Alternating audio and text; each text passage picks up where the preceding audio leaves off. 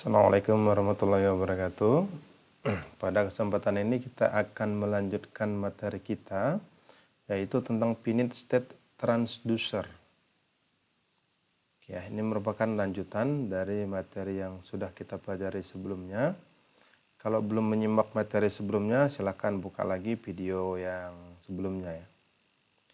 Oke. Seperti yang sudah kita pelajari sebelumnya, finite state automata itu terdiri dari dua model ya. Ada yang DFA atau deterministic finite automata dan non-DFA.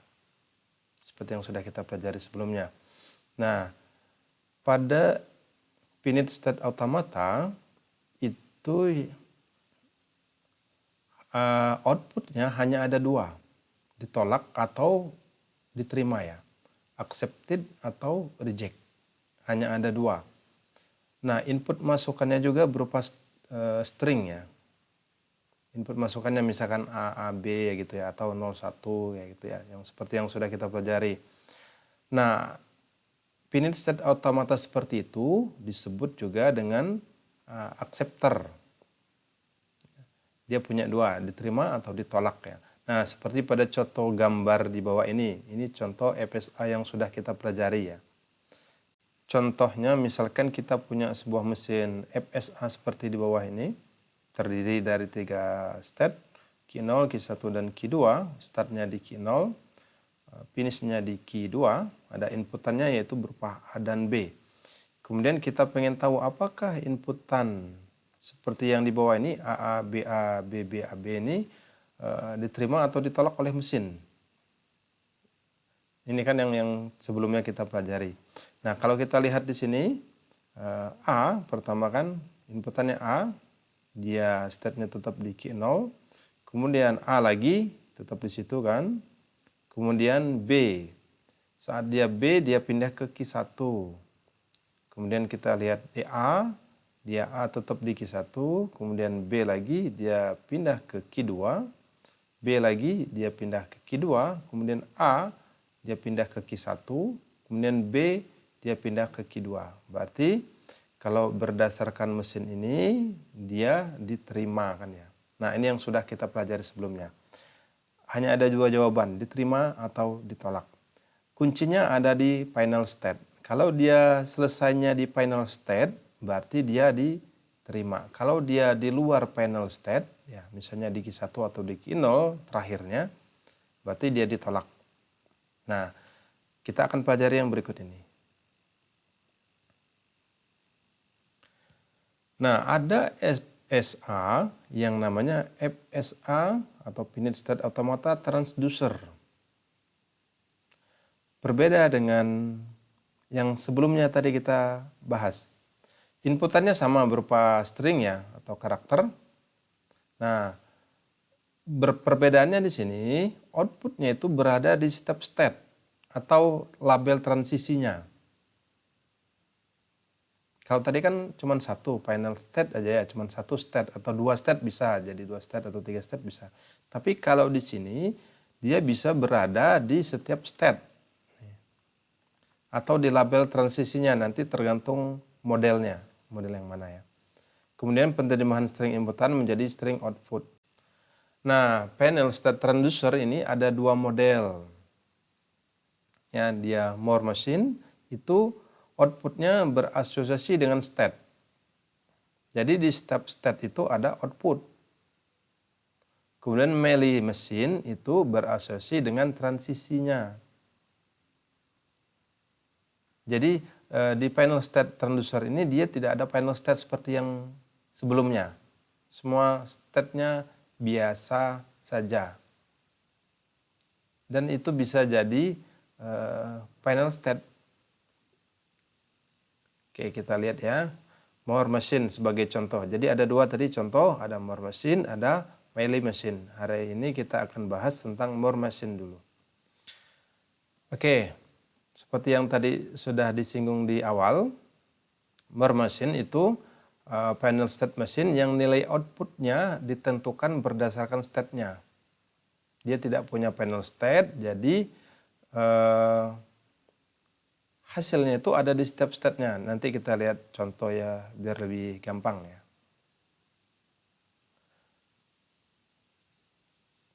Nah, pada more machine berarti kita bisa lihat di sini.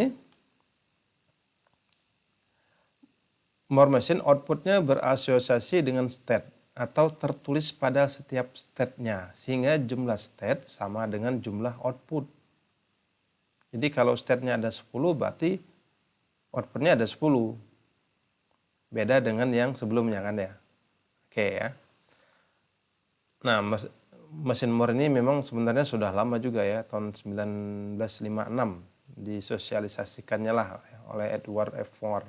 Ini nama yang mempresentasikannya waktu itu ya, konsep ini. Oke. Perbedaan berikutnya, yang pertama tadi perbedaannya dia tidak punya final state. Semua state-nya bisa jadi output. Nah, yang kedua, kalau yang sebelumnya DFA dan NDFA itu punya 5 tuple. Ada Q ya, state, himpunan state, ada sigma, alfabet, delta, fungsi transisinya, S itu state awal, F itu state akhir ya, final state. Nah, kalau di mesin Moore itu ada 6. Yang 4 di atas ini tetap sama. Q, sigma, delta, S ini tetap sama. Sama seperti yang sebelumnya. Nah, perbedaannya ada di 2 terakhir ini. Yang sebelumnya ini ada final state kan, ini F. Nah, sekarang sudah tidak ada lagi. Digantikan oleh 2 ini. Ada segitiga ini ya, delta besar. Itu adalah himpunan outputnya.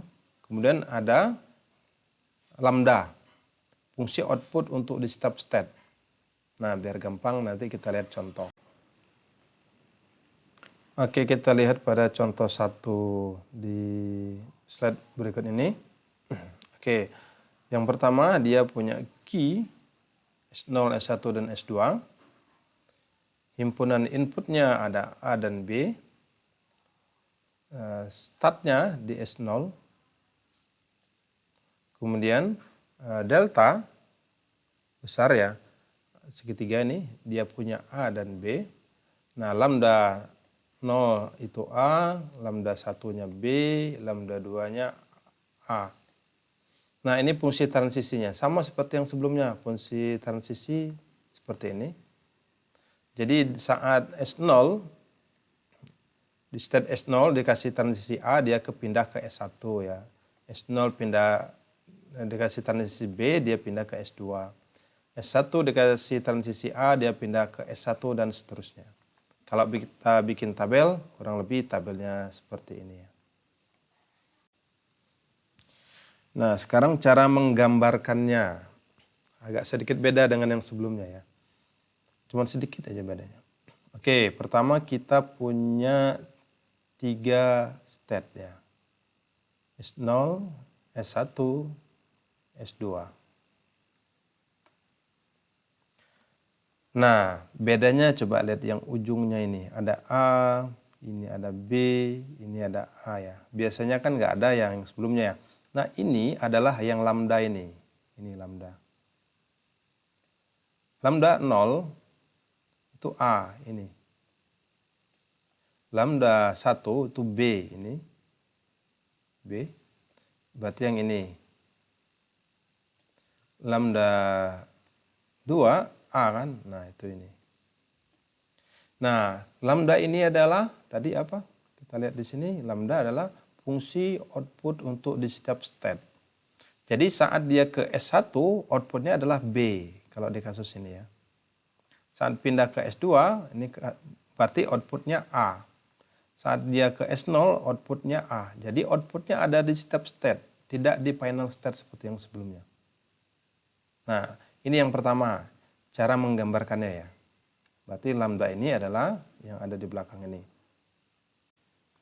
Jadi cara menggambarkan state-nya seperti ini. Kemudian selanjutnya, mulai dari S0 kan, ini S0. Seperti biasa panahnya. Kemudian kita lihat di sini. Saat S0 dikasih input A, dia akan pindah ke S1. Sama seperti biasa. Saat dia kasih B, dia ke S2. Kemudian S1 saat dikasih input A, lihat tabel ini ya. Atau lihat ini, transisi. Ini atau ini sama saja. Saat S1 dikasih input A, dia ke dia sendiri. Saat dikasih input B, dia ke S2. Kemudian S2 saat dikasih input A, dia ke S1. Kemudian saat dikasih input B, dia ke S2, ke dirinya sendiri. Oke, cara menggambarkannya hampir sama. Bedanya tadi itu ya. Nah, bedanya cuma ini aja. Ini outputnya ada di sini. Ini ada outputnya. A, B, A ini ya, yang di ujung. Pada yang sebelumnya kan nggak ada. Pada yang sebelumnya ada final state kan. Nah, di sini tidak ada final state. Nah, itu aja cara menggambarkannya, bedanya ya. Mudah ya, mudah-mudahan bisa dipahami. Oke, nah sekarang misalkan ada inputan A, B, B, A. Outputnya apa? Yang pertama, ini ya, A, B, B, A. S0, mulaikan dari sini. Nah, lihat di gambar tabel ini ya, saya bikinkan. Mulainya kan dari S0 ini. S0 kan ini outputnya A ya. Saya tulis A di sini. Ini fungsi transisinya, ini outputnya ya. Oke, saat dia dikasih inputan A ini, A, S0 A, dia pindah ke S1 kan, ini. Nah, S0 dikasih inputan A, dia pindah ke S1. Outputnya apa? Lihat yang ada di S1 B ini.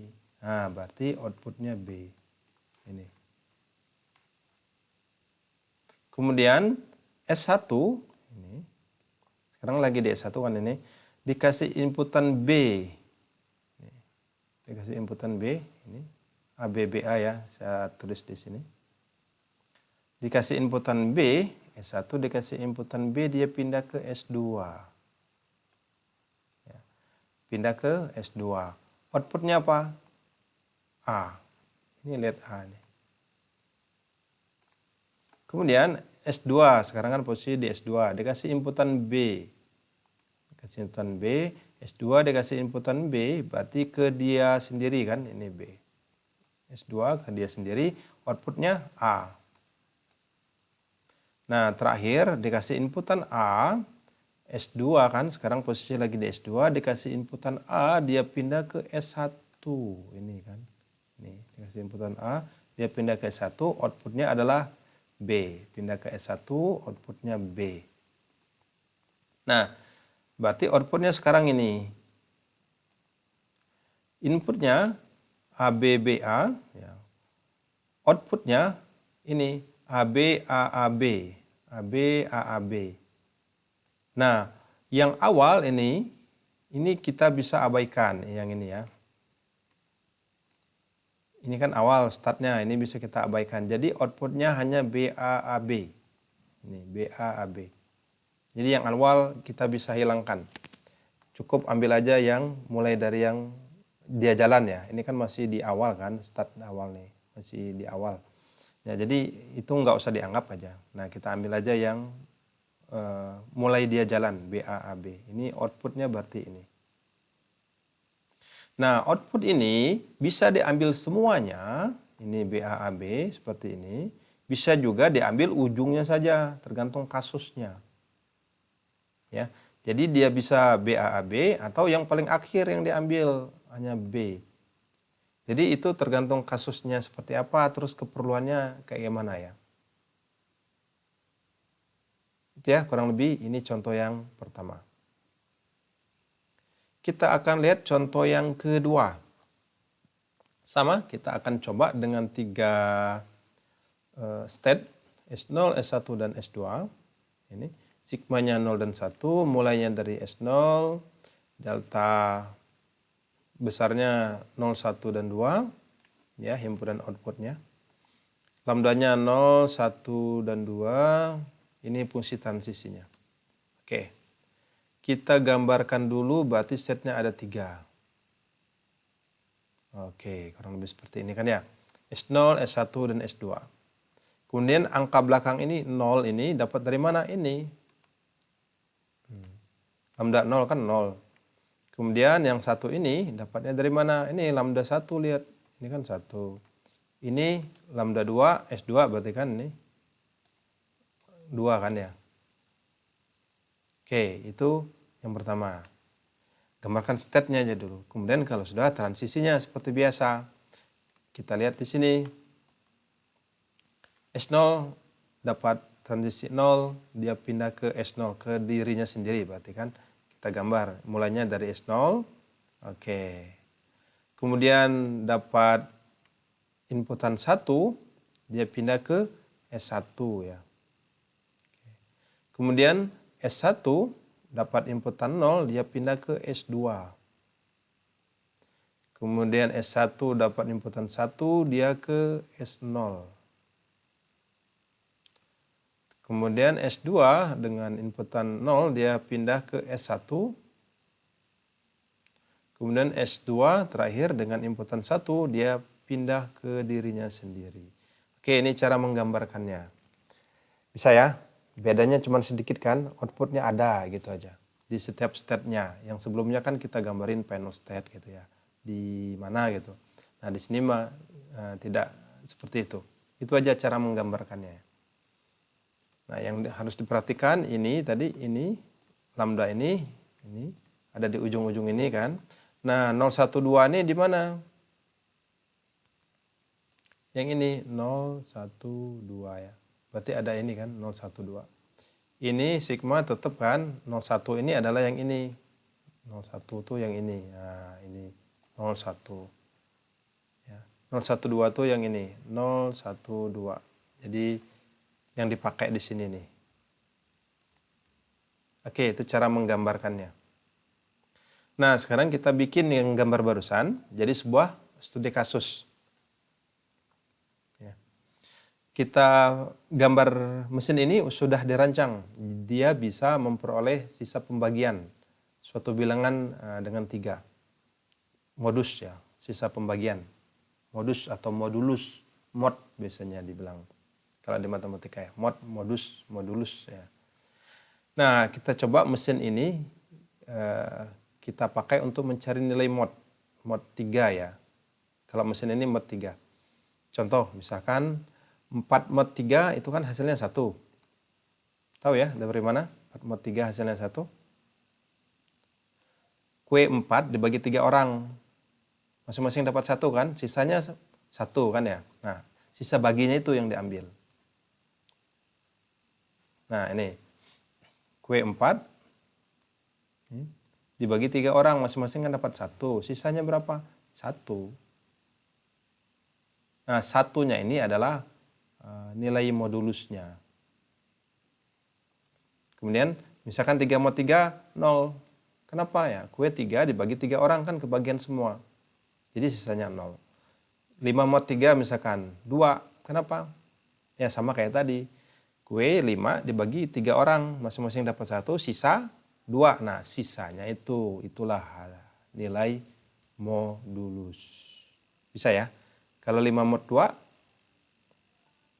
Q5 dibagi 2 orang, berarti masing-masing dapat 2 kan, sisanya 1.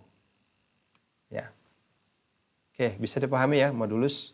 Jadi mesin ini dirancang, mesin Moore ini dirancang untuk mencari nilai dengan modulus 3 ya.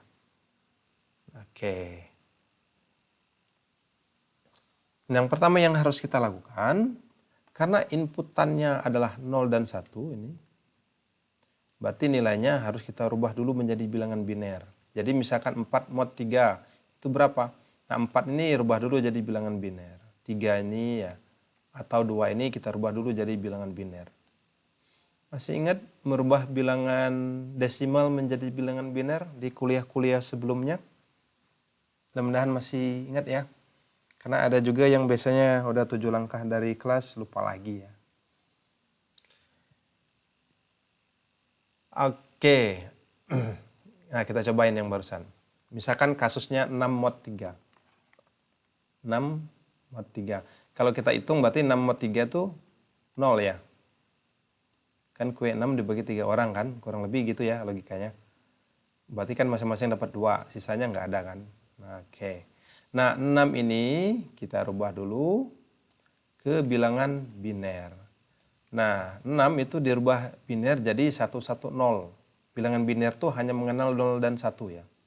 0 dan 1. Ingat kuliah sebelumnya. Nah, cara gampangnya kalau bingung bisa pakai Excel. Nah, saya contohkan lewat Excel ya. Kita bisa mencari atau mengkonversi nilai desimal ke biner di Excel pakai rumus. Misalkan kita pengen mencari angka 9. 9 tuh binernya berapa sih gitu ya. Nah, rumusnya di Excel sama dengan desimal to bin buka kurung, numbernya berapa? 9 kan tadi yang mau dicari, koma atau titik koma, place-nya ada berapa digit gitu ya. Misalkan 5. Saya tutup, enter. Nah, berarti nilai biner dari angka 9 adalah 1001. Angka 0 yang di depan ini, yang di sebelah kiri itu nggak ada nilainya, jadi nggak usah dipakai.